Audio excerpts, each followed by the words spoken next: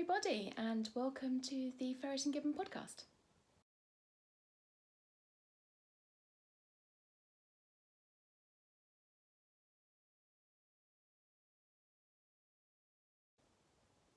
Hello everybody, and thank you for joining me back here once again.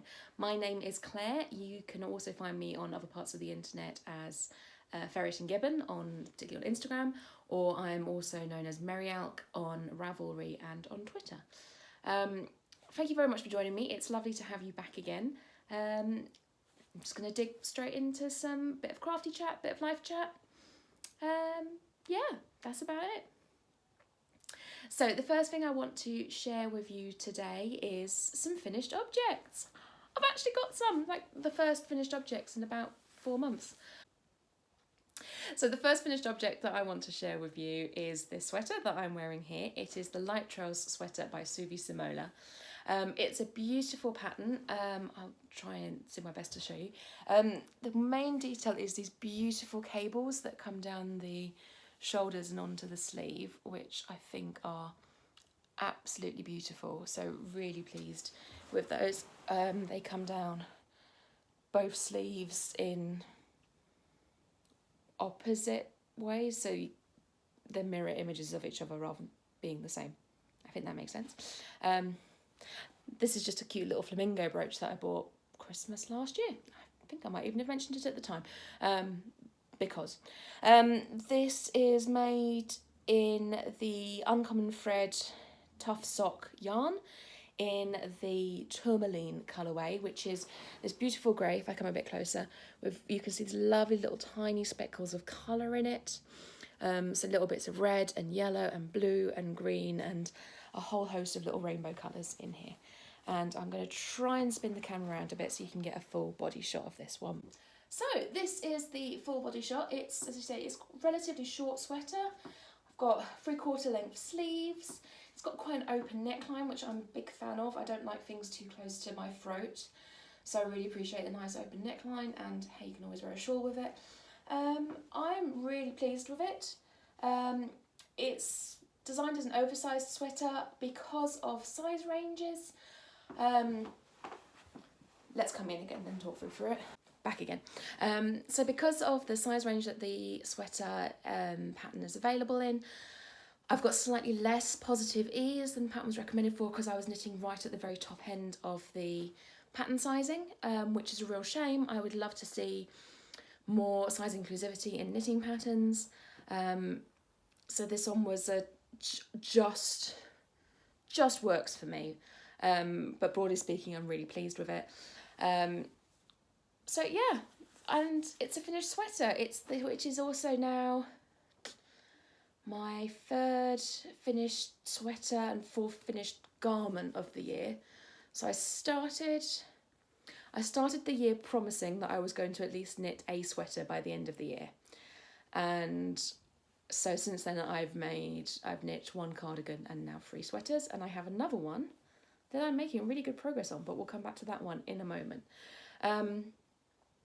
But yeah, on this one, as I said, the main detail is the cable pattern on the sleeves. You knit the 2 shoulder cable patterns first, then you pick up stitches front and back to work the body, and then you pick up again for the sleeves, where you then join on the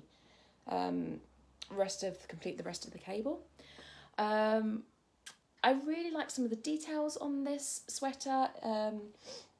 Some of the little things that I think are really clever. So the way that the cable pattern has been knit, let's come a bit closer again.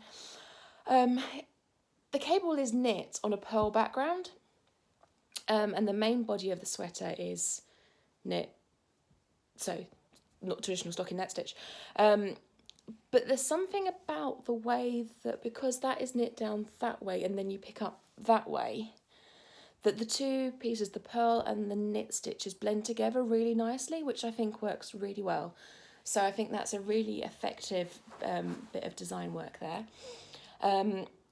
The sleeves then are also knit reverse stockinette stitch, so you pick up those, as you can see about here, and you complete the cable on them, decreasing as you go until you get to your desired sleeve length. And again, I'm really pleased with it. I think I went slightly wrong on that bottom cable on that one. I think I got it right. Yeah, that one's got the slightly neater ending. But that's entirely my fault for rushing ahead and not actually reading the pattern. But yeah, so really pleased with this. I think it's really nice. Really easy to read pattern. Lots of cable charts, really clear cable charts for everything. My only problem is having instructions and cable charts on separate pages, and I was following the pattern on an iPad, which meant scrolling backwards and forwards to check the cable, check the pattern, then check the chart, check the pattern, check the charts, having to swipe backwards and forwards. I think if I just had the pattern printed off, that wouldn't have been an issue. So again, that's down to user preference and user error rather than anything to do with the pattern. But yeah, really pleased with this. This is the yarn that was bought for me by my company for working there for 10 years. So that's really nice as well. I used less of it than I thought I was going to, which is also excellent. So I've still got a skein and a half of this left, which I've already got a few thoughts that things that I might do with that, which I'll share with you once they actually become something more than vague thoughts and turn into, you know, actual projects.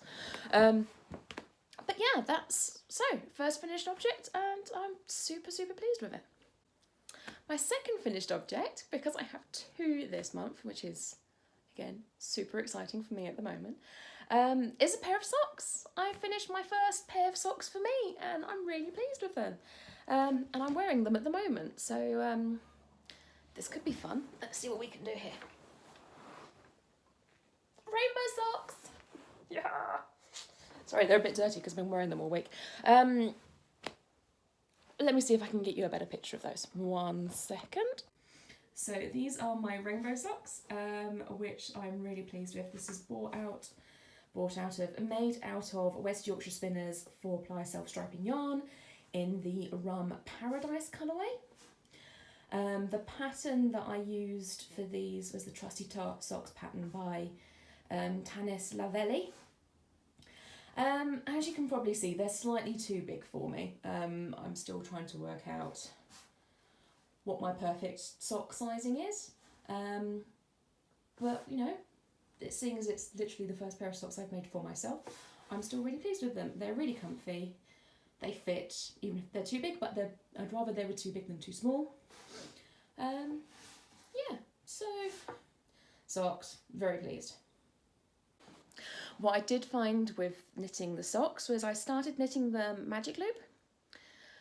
So they're toe-up socks. Yeah, I started knitting the magic loop, but I was finding I was getting quite a lot of laddering down the sides. And I don't know whether that's because I was using the wrong length cable for me, or I just wasn't holding it right or something, but I wasn't happy with it, so I've switched to knitting with 2 circular needles at a time, which I found actually works really well for me. It's quite a quick way of knitting. I find it faster than knitting 2 circulars, faster than knitting that. I find it faster than knitting. I found it deep breaths. I found it faster than knitting magic loop for this particular project, so that's worked really well. And actually what I found was I was having a similar problem knitting the sleeves on this, that again I was getting laddering to start with. So I used, after starting with the magic loop, I switched to, on the first sleeve, I switched to first using 2 needles and then using a 9-inch circular needle. And on the second sleeve, I did use magic loop, but I used magic loop on a really long cable. So that seemed to have solved the problems that I was having with it, and then just switched to the 9-inch circular needle at the very end again. Yeah, so that's my adventures in using needles. Oh dear. Can you tell that this is the most I've spoken all day? It's going to take me a while to get into the flow of things. Anyway, so just the 2 finished objects, but socks, yes, I'm super pleased with having made myself a pair of socks.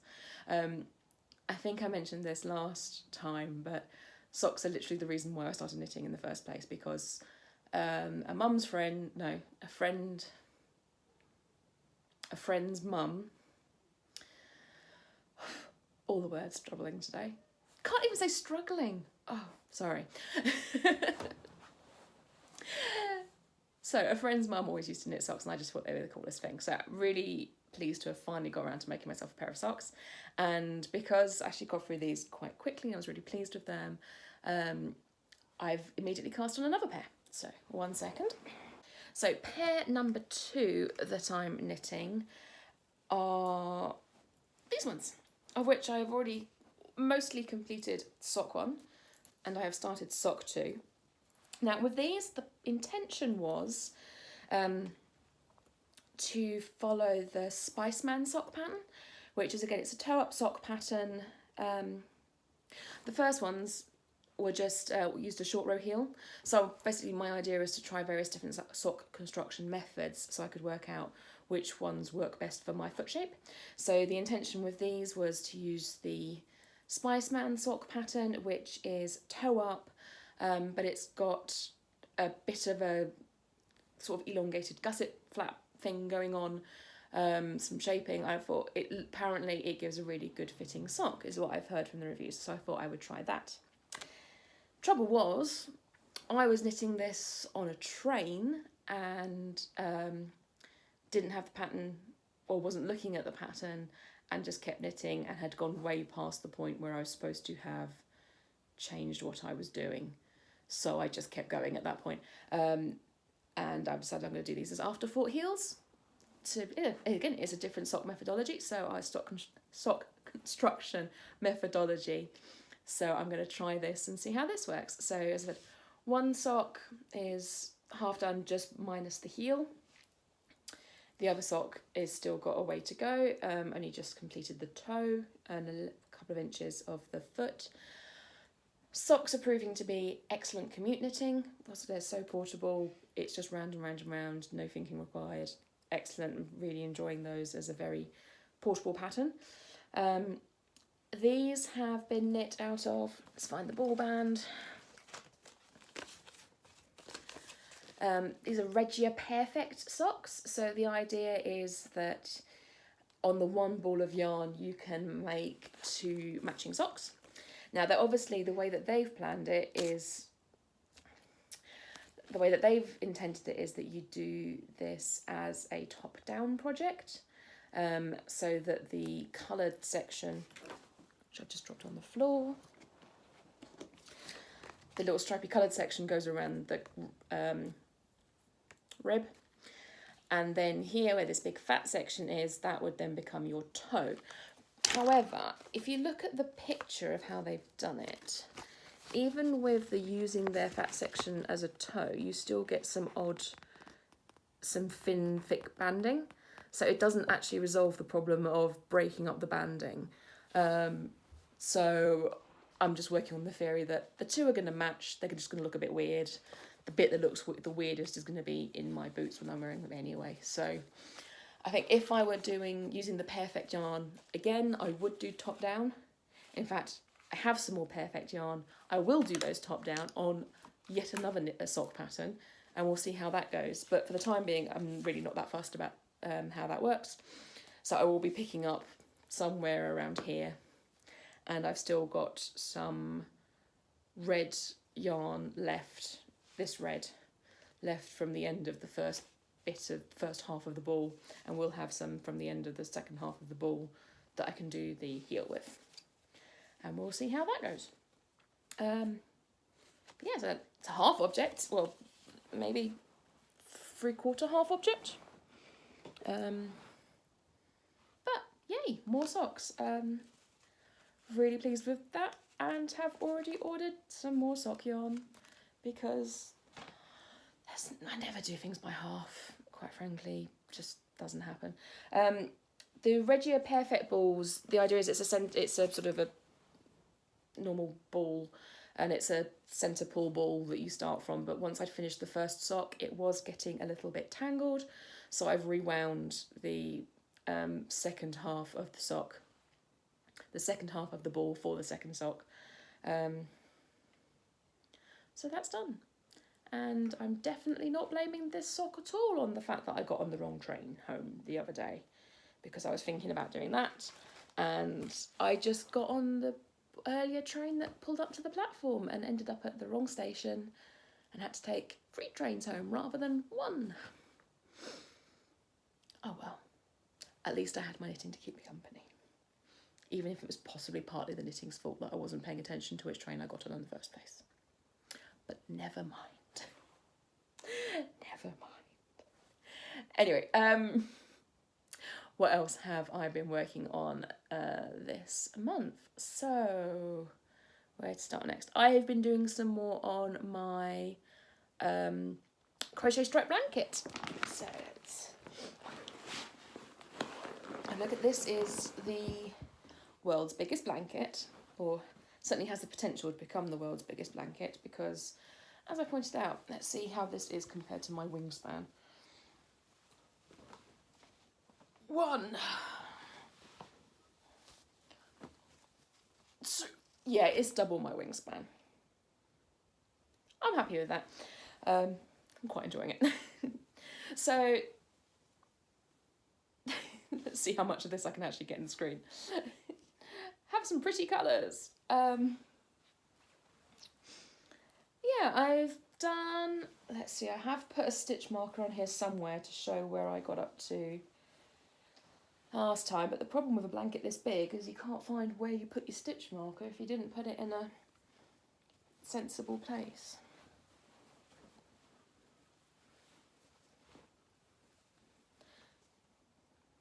Can you see it? Because I can't. Oh, no, yes, there it is.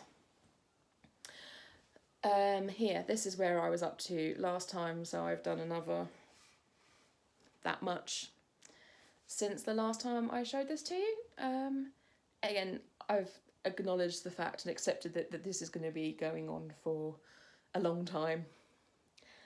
That's fine. But, you know, that's still a fair amount of progress. What I have also started doing, again, I can't remember if I've mentioned this, but all the offcuts. Essentially, I'm crocheting whole stripes where I can, or half stripes if I've only got like 5 grams of yarn left. Rather than just using up yarn and having sort of blocks and longer bits and shorter bits, I'm trying to keep it to a single stripe per colour. Which means I've got some random leftovers at the end. Some are shorter, some are longer, but essentially what I'm doing is tying those all up into a magic ball so that I can start another project with all the leftover bits, so no scrap left behind. Oh, this is the colour that I'm working on this one at the moment, by the way, which is sort of a lovely spring green with hints of pinky purple in it, which I think this was from Lorna Jane Makes, who's an online hand dyer.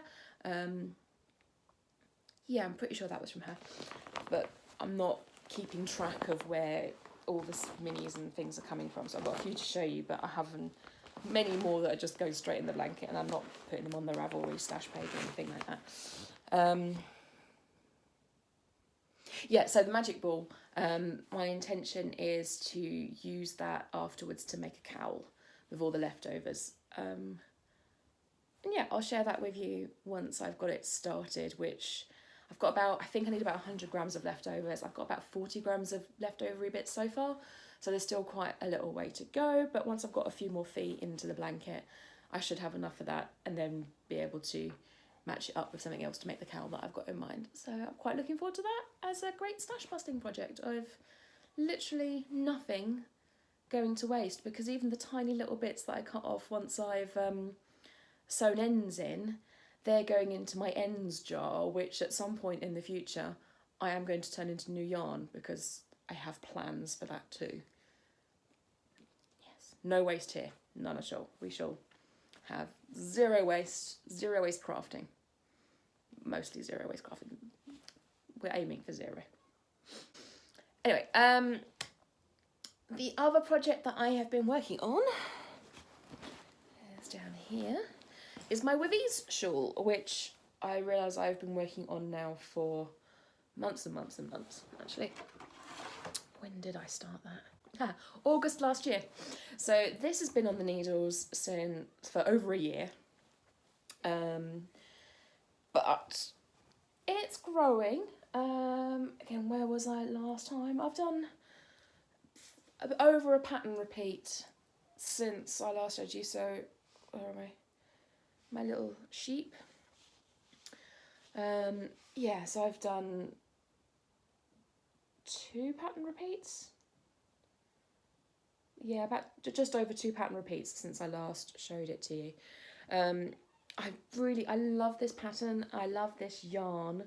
This is Malabrigo worsted. It's super squishy. And I've still got, I think, at least a ball and a half of the grey, if not 2 balls of the grey, and definitely another ball of yellow.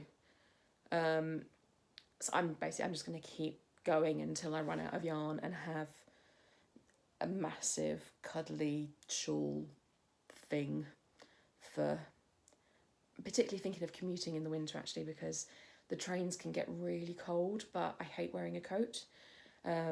Particularly if it's been raining, then wear the coat when I get on the train, but then there's 2 hours on the train in the cold. So something that I can chuck around my shoulders while actually on the train is something that I'm really looking forward to. So that's kind of the plan for this. And a bit of, bright yellow to break up the grey on a grey day. I'm going rather grey at the moment, aren't I? Grey jumper, grey shawl. The last jumper was grey as well, wasn't it? I like grey, what can I say? I tried to put pots of colour in. A bit of pink, a little bit of yellow. But I do like a good grey. Do appreciate a good grey. Anyway, the Wivies shawl, it's by Sylvia McFadden. It's a Ravelry pattern, which I'll link to below. I'm knitting it on 4.5mm needles with, as I said, worsted weight yarn. It's delightful. The pattern, it looks a little bit cabley, but it's not. It's yarn overs and slip stitches no, it's mostly yarn overs, slip stitch knits and knit 2 togethers, arranged in a beautiful way, which obviously I'm not going to tell you how to do it because you would need to buy the pattern for that, but it's not a complicated pattern, so it's definitely doable by a beginner knitter. The most complicated bit of it is remembering which line of the pattern that you're on. So I've just got a little stitch counter that I flick over, and it's a 20 row pattern repeat. So I just click at the end of each row and just match up the number on the row counter to the number on the pattern. So I'm not worried about keeping track of the overall number of rows because I'm not aiming for a particular number of rows. I'm just going to keep going until the yarn runs out. But yeah, so just keeping a count of 0 to 20. And actually, once you get into the pattern, it is relatively easy to read where you are. I just find that it's easier for my brain just to be able to go 7, knit, row 7. But yeah, really liking that. I say it's been on the needles for over a year now. I would very much like to finish it. I'm not sure I can. I've set myself a deadline of finishing it by the end of the year, which is now only 2 months away. But that does include Christmas, and I'm going to my parents for Christmas.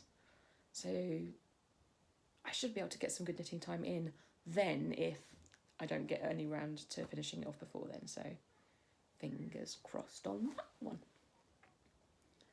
Oh, and I've got another project, which where have I put it? Oh, it's in this bag. Nearly forgot this one. I am still knitting on my third boxy sweater, which is this one, which I didn't put a stitch marker on, so I can't remember where I was last time I showed it to you, but I have this is the boxy pattern by Joji Locatelli. This is the fingering weight boxy. I've previously knit a worsted weight boxy, which was the first sweater that I finished. And I've also previously knit a fingering weight boxy, but I knit that out of 3 strands of cobweb / lace weight yarn held together. So this is my first fingering weight boxy, if that makes sense. This is knit out of stranded Dyeworks merino cashmere nylon, which is a yarn base that I don't think Amy is dyeing anymore, but this colourway is the 4224 colourway, which is still available on other yarn bases. Maybe you fancy some merino nylon or BFL nylon. Yeah, available in all the, this colour available in other bases, even if this particular base is no longer available for you.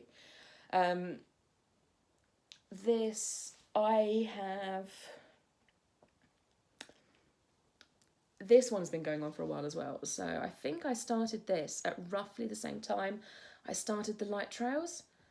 Yeah, I started this back in July. I think I was pretty much working on this one and the light trails, this one, simultaneously. Which is why it's taken me so long to finish either of them. I'm not sure I'm going to work on 2 sweaters at a time again. Or at least not 2 fingering weight sweaters at a time again. Let's maybe mix that up a little bit. Of course, this time next month we'll be having the same conversation and I'll be saying that I've cast on 2 more sweaters that are fingering weight. Anyway, rabbiting, sorry. This is essentially, it's a boxy sweater, which is a massively oversized sweater, which is really comfortable. I really love the ones that I've got already. It's a bottom up sweater, and I've just got to the armhole separation. So I've finished doing all the round and round knitting. I'm doing the final bit of the front shaping at the moment, sort of that bit of the front. Then there'll be neck shaping. I need to then knit up the back, do the shoulder shaping on the back, pick up the neckline, knit the sleeves. So there's still quite a little bit to do, but the main bulk of it is now done, which is great. I've still got another 2.5-ish balls of yarn, so that would be more than enough to do this. So again, I'll have some leftovers from that because I am paranoid about not having enough yarn for a project and always over purchase. So then end up with lots of random single skeins afterwards that I need to work out what to do with. But hey, this is the gorgeous colour. I can definitely find something to do with that. Not sure what, but something, and it'll be wonderful. Yeah, so working on that one, I just finished the main bit of the body today. Working on it at midnight last night, and I finally got to finishing the body. So now that I'm onto the shaping, I'm hoping that with the end in sight, that will drive me to progress forward faster now. Fingers crossed. Anyway, a few more little bits. What have I got to share? A few little acquisitions and some other life stuff. Right, let's start with the acquisitions. So I've got some miniskeins that I've purchased because obsessed with miniskeins. Love them, love them, love them. What have I got? So this is some more miniskeins by Lorna Jane Makes. There's the one that I'm currently working on the blanket. There's one other from this set. Sorry about that. Yes, that was my Christmas tree being delivered. Don't judge me. Yes, it's the start of November. No, it's not a real tree, and I do feel a bit bad about that. But our house is tiny, and there's no space to put a full tree, she says, with a tree behind it. This is essentially a flat tree. There's no space in here to put a full, big, live, real Christmas tree. When we lived in our previous flat, we had quite a large lounge, and it was the first time in over 10 years that we'd had the space for a real Christmas tree. So we did make a point of, we knew that we were going to be moving out soon. We made a point, this year we're having a real proper big Christmas tree, which we bought on Hastings Pier and carried home ourselves, which was delightful, but we just can't do that in our current flat. So I have, essentially for the last 10, no, I've had it longer than that, 10, 11, 12, 13, or maybe 15 years, I've had this 2-foot black plastic Christmas tree, which has come out every Christmas. And I love it, but it's 2 foot tall. So this year I wanted a little bit of an upgrade. As I said, there's no space for a real tree in this house. And also we're not going to be here on Christmas Day itself, so for a couple of days over Christmas, so a real tree needs watering. I don't, all of those things. So I have invested for us in a new fake tree. As I said, I feel a little bit guilty about the environmental implications of that, but I will get probably another 15 years use out of this one. And the previous one is not going in the bin. That's going to come out as well, because there's a little shelf over there that I think I can fit that little 2-foot tree onto. But this artificial Christmas tree is a half tree. Don't know if you've seen this, but essentially you can push it right up against the wall and you get a lovely full Christmas tree at the front, and it's completely flat at the back, so it only takes up half the space of a traditional Christmas tree. And I'm very excited about this idea. So this wall here is going to have Christmas tree against it. And well, when I saw it, I ordered it. That's why it's now arrived at the start of November. Although we're not that close to the start of November anymore, are we? We're now a week into November. God, the end of the year is going to come really quickly, isn't it? Anyway, so new Christmas tree, very happy. Let's get back to yarny stuff. Where was I? What was I talking about? These, right, miniskeins. So these are part of a set of 5 miniskeins. The other 2 have already been balled and are pretty much in the blanket, or partly in the blanket. These are miniskeins by, say, Laura Jane Makes. Let's come in close so you can see. She is a hand dyer who does some really beautiful colours. I think I've shared some of her stuff before. Sorry, dropping stuff on the floor again.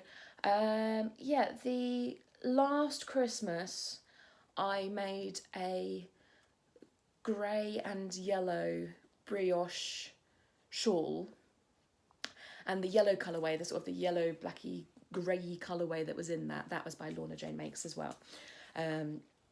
So she's a fairly new hand dyer, but really love the stuff that she's been doing. Yeah, take a look. This is the Taste the Rainbow mini skein set, and I also got from her the one that's currently on the blanket, which wasn't in the mini skein set. That was that was a standalone. And I've also got this one from her, which is the Gothic Princess colourway, which is beautiful. Again, Lorna Jane Makes. Yeah, which is just another really beautiful little mini skein. As I said, I'm a sucker for mini skeins. So they're all planned to go into the blanket at some point. Really pleased with those. And then also the Corner of Craft, Chromatic Yarns. Hannah at the Corner of Craft. Oh, brain not working today. Hannah was doing a little bit of a de-stash and made up some mini skeins out of various things that she still had. So, yeah, couldn't resist. There's a mixture of different bases, different weights, different colours in here. I just got 2 little packs of 5. Again, I've used one of these ones already. So there's only 4 in this little pack at the moment. There's still 5 in this one. Look at those ones, aren't they beautiful? So I've got no idea what any of these are, because I say they're leftovers. It's essentially as part of a de-stash that Hannah was running. But I am very pleased to have all of them, and they will be going in the blanket too. Right.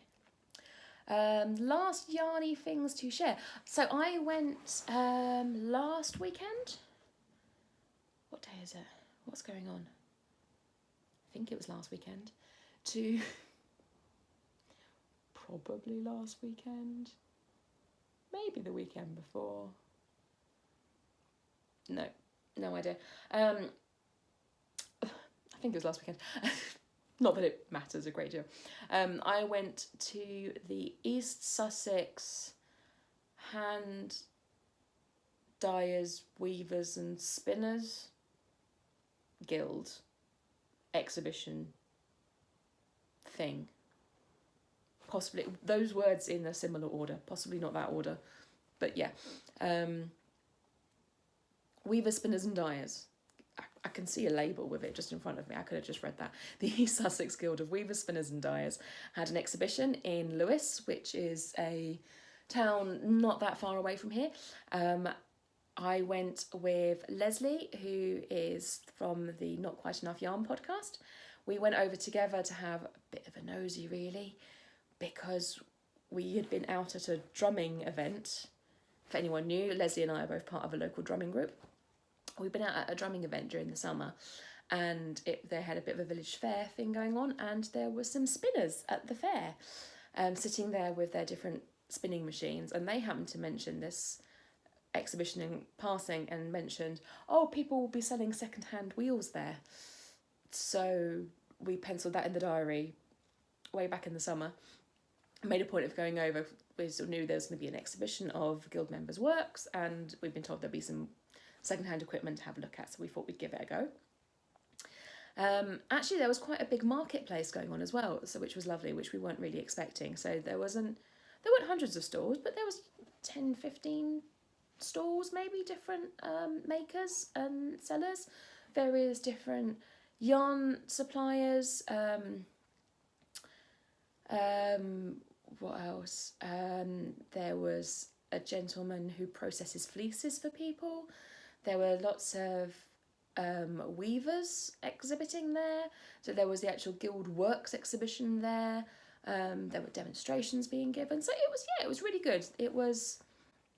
You had to pay for entry, but it was a £4 entry fee, which felt fairly reasonable for the size of what it was. It wasn't massive, but you know, I think we wandered around in like an hour and a half, something like that. So it wasn't somewhere where you're going to spend loads and loads of time, but it was still lovely. We got to have a poke around. We got to have a look at some of the spinning wheels that were there. We went on the Saturday, speaking to the staff that were there. Apparently they'd had quite a lot more wheels, but they'd sold quite a few of them on the Friday. So I think if we were to go back again, we'd go on the Friday to have a bigger pick of the second-hand equipment. As it turned out, we didn't buy a knitting machine. So, spinning wheels. Oh my God, Claire. I apologise again for my lack of language today. We didn't buy any spinning wheels, but it was really good to have a look at them and find out what was going on. And the exhibitors that were there, the little stores that were there, one of them was John Arbon yarns. They were there, and they had some end-of-line yarn, sort of the lasts of some of the things that they were discontinuing or not doing anymore. And included in that were these beauties, which I couldn't resist. So these are 3 sport weight skeins. They are 60% Corriedale, 30% natural grey alpaca and 10% mulberry silk. 100 grams is 320 metres, so these are sport weight yarns. This is part of the cocktails range, and this is the Sloe Gin Fizz colourway. I really like this, partly because it was super cheap as an end-of-line discount, so always happy with that. Also, while it looks really, it's got quite a woolly, rusticy look to it, but it's really soft. So I liked that contrast. I didn't know what I was going to make with it when I bought it, but I think I'm going to make the Rift tea with it, which I think is Jacqueline Sislak, I want to say, but we all know what my memory's like, so let's not trust me on that one at all. Rift tea. Yes. Jacqueline Sislak, I was right. I had no faith in my memory, but I was right. So I will try and, if you haven't seen it, I will try and remember to slot a picture in here of what that looks like. Again, it is designed for sport weight, so that's perfect. I think I've got just enough yarn for the size that I need to knit. Really nicely. Jacqueline's patterns are really quite size inclusive, so they go up to a 72-inch bust. Now, the idea of the pattern is that you knit it with positive ease. So she recommends 6 to 12 inches of positive ease, but that still means it would go up to a size 66 if you go on that smaller amount of positive ease, 66-inch bust measurement, which is pretty good. And yeah, so I'm really pleased with that. You may know Jacqueline Moore from her Ursa Minor and Ursa sweaters, which are also on my list of things to make. The Ursa in particular, I just still haven't found the perfect yarn that I want to make it out of. I've got, in my mind, I've got like a honey gold colourway that I really want for it, but I don't know which yarn that is yet. So if you can think of a really nice dark honey gold bulky wool, let me know in the comments below. I'm all open for ideas, but it has to be available in the UK because I cannot afford postage charges from the States. So yeah, I'm gonna make the rift tee out of these three. I think I've got just enough, and if I haven't, I have got some, I think it's some yak. I can't remember. A friend was doing some destashing and gave me some undyed wool, which is sort of DK sporty kind of weight. There's no labels on it, again, destash. Which I think would give me, it could put around the hem if I needed to do a little contrasting hem colour, because it's sort of a undyed yacky type colour. Yak-y type colour, not yucky type colour. I apologise to the friend who gave me the yarn for calling it yucky. It's not, it's delightful. But yeah, that might, yeah, if I need an extra inch or two on the body, I can use that. But I think I'll have just about enough with those free skeins. Again, welcome to plus size bodies. It's sometimes really hard to know exactly how much yarn you're going to need. And patterns like these ones, which have been genuinely designed for larger sizes, have usually got a much better, in my experience, a much better estimation of yarn and quantities than ones which have been less carefully scaled, shall we say, where the chances of the sizing being correct, the meterage requirements being correct is lower. Not impossible, but lower. Anyway. So yeah, I got that from the Guild of Weavers, Spinners and Dyers meeting. I also got, they had a little area, so mostly it was just exhibitions of really beautiful woven, spun, dyed projects. There was a little area where members were selling their own things, so they'd all put things in and labelled it up, and there was a couple of ladies manning the desk, so that you could buy the guild members' wares. And I bought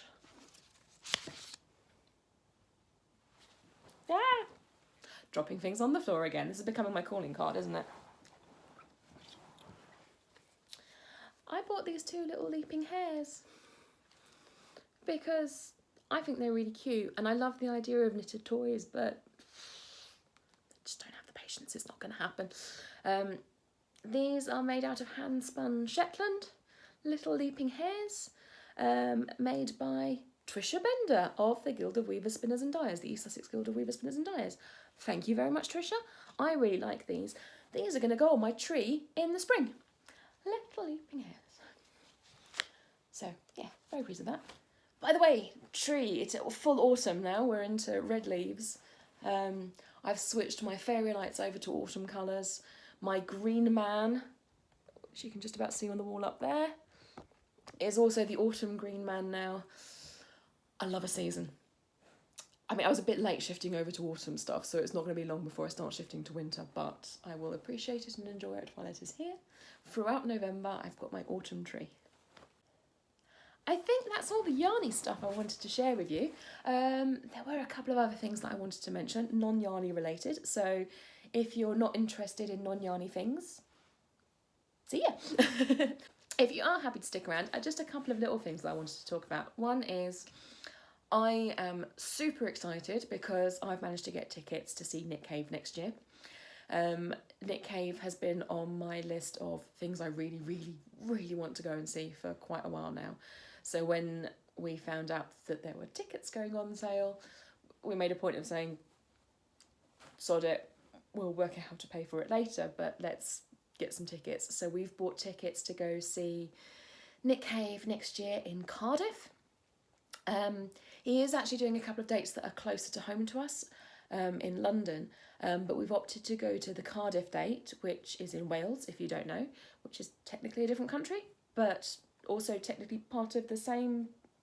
Let's not get into the differentiation of United Kingdom versus England, Wales thing. That's for another day, and it's complicated, especially in these Brexity times. But we've opted to go there because it's a much smaller venue. The O2 Arena in London, where he's performing, he's doing 2 nights there, is I think a 30,000 seater stadium, whereas the Cardiff venue is I think about a 5,000 seater stadium. So I'm not a big fan of massive crowds, so I thought let's contain it slightly. Also, that means that wherever we end up, we've got a much better chance of getting a view, and it also means we can use it as an excuse to go on a little bit of a holiday to Wales, which is something that we both enjoy doing anyway. My husband's family used to live in Wales, so it's just nice to go back to some of those places. We probably, if we can, we're going to hire a car, go for a little bit of a poodle around the coast, and go out to the Gower Peninsula, see the beaches, might go and see some castles, lots of nice castles in Wales. Just make a long weekend of it and have a bit of fun. And see Nick Cave, which, yes, really, really excited about that. So that's great. That's lovely. Just wanted to share that one with you because I'm so excited about it, and I will be talking about it increasingly as we get closer to May. Also, what else did I want to share?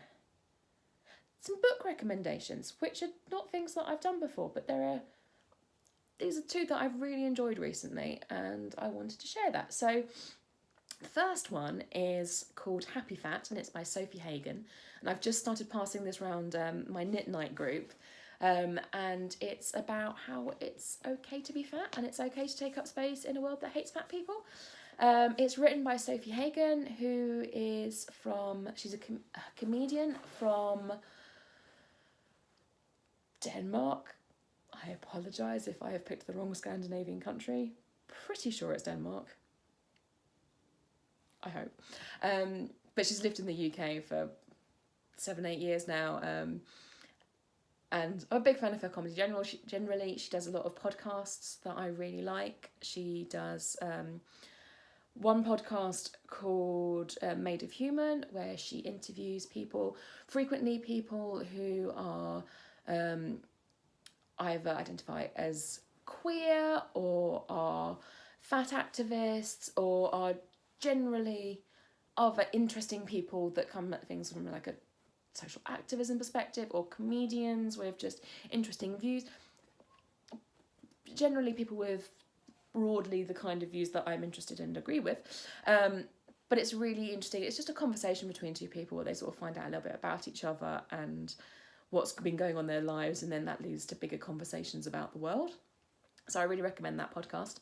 They also do a podcast with another comedian, Jodie Mitchell, and that's called The Secret Dinosaur Cult, which is a little bit more weird, but is again a kind of podcast that discusses a lot of things around gender identity and sexuality, and various other things like that. It also has a lot of conversation about being abandoned by your parents, dads particularly, but it's also got dinosaurs in it. It's a bit weird. It's kind of one long in-joke. I'd recommend listening to that one from the start. But the 2 of them are great. Anyway, point is, Sophie's written this book called Happy Fat. I would say it's a lot about how there's a lot of myths about being fat, and most of them are untrue. And B, even if they were true, and even if it is entirely true that being fat is unhealthy, people who are mean to fat people can go fuck off, basically, because so many reasons. Read the book. Strongly recommend it. I think Sophie has done an audio version of it, so I believe that is available through Audible and other audiobook platforms. Strongly recommend, by the way, if you're interested in audiobooks, join your local library. They're excellent, that you can just borrow audiobooks through your phone from a local library. It is wonderful. Libraries are excellent. Everyone use them. Yeah, so that was book number 1. Strongly recommend. Book number 2 is very different. Book number 2 that I've just read is called 1,000 Ships, and it's written by Natalie Haynes. Natalie Haynes is another comedian, ex-comedian, possibly. I think she'd probably describe herself more now as an writer, presenter, classicist. But she used to do a lot of comedy as she used to be a comedian as a day job.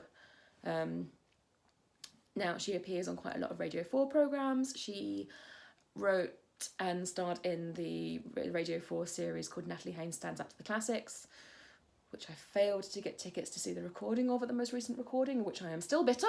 But